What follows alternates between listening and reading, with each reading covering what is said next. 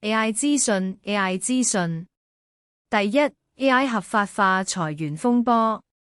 第二， AI 醫學診斷準確度超人。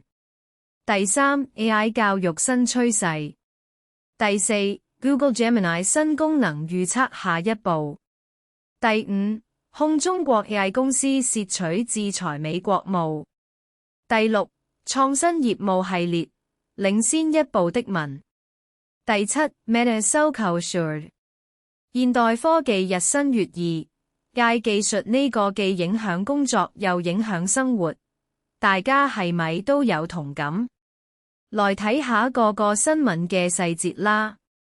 記得 comment 同 like、share 俾你朋友 ，subscribe 訂閱頻道 ，follow 有乜料，小料二人每日為你篩選最新最貼地嘅資訊，下次見。